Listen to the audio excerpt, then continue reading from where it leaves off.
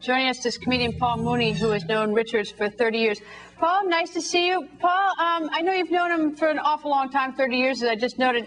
If I had run into you on Thursday, the day before this happened, I said, what's Michael Richards like? What would you have said to me?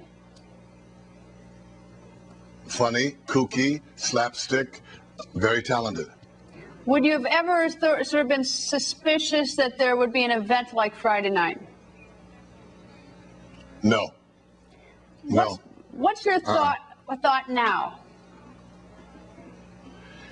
Well, it's like, I got phone calls about it, and I didn't see it, and then I saw the tape, and I thought I was at a Ku Klux Klan rally.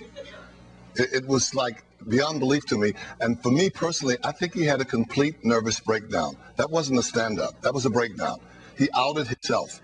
He said in the tape that, now you know how I feel, and he was screaming the N-word and carrying on and ranting. And, we're Americans. We have the right to freedom of speech. We have a right to be funny as comedians. I believe in that. And he just crossed the line. It wasn't funny. He couldn't let me out of it. He spilled the beans, and then he didn't pick them up. He left. So it made me think that he meant it.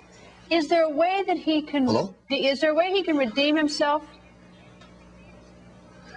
Yes, he can redeem himself. How? He can take that same act and perform, and he can take that same act and perform at the Apollo. Then he can come back and talk to me. All right, and by the Apollo. No, I'm serious. Apollo Theater, the Apollo audience. In Harlem. Yeah. I was just going to tell for those of the viewers who are unfamiliar with Apollo, the Apollo Theater in Harlem. Okay. What do you think would happen if he did that? You know what? That's funny. That's funny. The Apollo is world-renowned. They know the Apollos. Trust me, sweetheart. The Apollo in Harlem is as white as you, so don't worry about it. Actually, you know what, safe. Paul? But anyway, I've been to the Apollo. What? You probably live there. But anyway, listen. No, I know. The Apollo's a great place. Anyway, he can do that, or he can host the BET Hip Hop Awards. He has to redeem himself for me, or he can come here to LA and go to Watts tonight at midnight and wear red. And then when he comes back, we can talk. Or he can go to Africa and adopt a black baby. Then I'll redeem him. Is this a career killer for him if he doesn't do any of the things that you suggest? I think that he needs help. He needs Dr. Ruth, Dr. Phil, Dr. Laura, all the doctors he can get his hands on, because he definitely has a problem.